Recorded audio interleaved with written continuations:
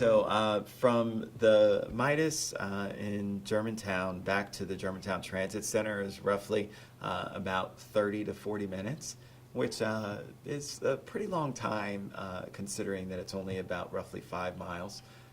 So normally by car it would take me about 10 minutes to get from there to there. So you're talking about a 1 to 4 time ratio, and that pretty much stayed consistent throughout the entire day. It's roughly about 3 or 4 times as long to take the bus versus how I would drive around. And then the wait at a lot of the stops. If you end up stopping at a place, I ended up going and stopping at Safeway and grabbing a drink from the Safeway, and came back out and realized that that had added another 25 minutes to my commute time. And so it's those kinds of considerations that for a person who might actually need to do something, they need to go to the grocery store, they need to pick up their dry cleaning, they need to do whatever the case may be, actually adds significant amounts of time. And so it really becomes where you have to pre-plan every single aspect of that trip down to the minute. And then that's assuming that the bus isn't going to be either a little bit early or a little bit late. But the nice thing about it is, from that aspect, my encounter with everybody that was on the bus was extremely friendly.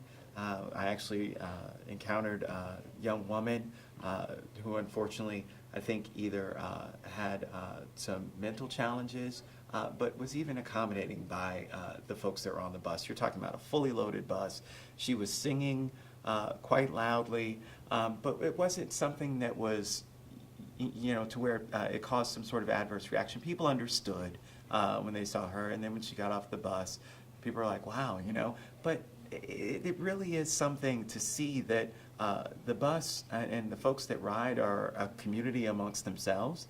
We're very welcoming, and I had, at one point, I was sitting on a bench and was tweeting about my experience, and another gentleman said, hey, you need to look alive. If you're waiting for the 61, it's about to come, to make sure that I wouldn't miss my bus.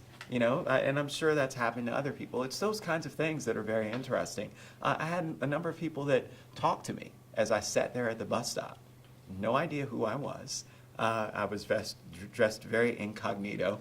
And people would just drive by, walk by, wave, say hello. Something that you really don't experience as you're driving around the county. So it was a great experience for me, very eye-opening. In terms of understanding some of the things more that we need to do, but also about the great services that are being provided for folks that don't have access to cars.